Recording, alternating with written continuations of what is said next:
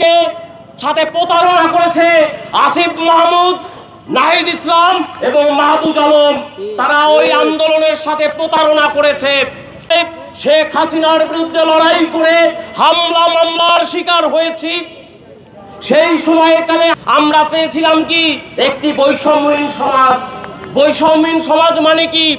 যেখানে সকলের সমান অধিকার থাকবে, খাদ্য, বস্ত্র, বাসস্থান সহ মৌলিক চাহিদা ভোগ করতে পারবে, রাষ্ট্র নিশ্চয়তা দিবে। আমরা ওই রকম একটা সমাজ চেয়েছিলাম।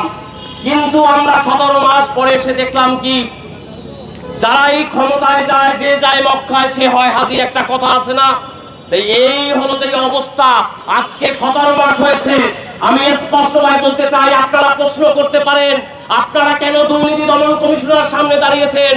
আমি বলবো, দুর্নীতি দমন কমিশনার সামনে দাঁড়িয়েছিলাম, আমরা মনে করেছিলাম দুর্নীতি দমন কমিশন হবে একটি স্বতন্ত্র প্রতিষ্ঠান, যার উপর সরকারের কোনো নগ্ন হস্তক্ষেপ থাকবে না। আমরা সেটা মনে করেছিলাম। কিন্তু আজকে 17 মাস পর এসেও আমরা দেখলাম দুর্নীতি দমন কমিশনার নিশ্চুপ অবস্থায় রয়েছে।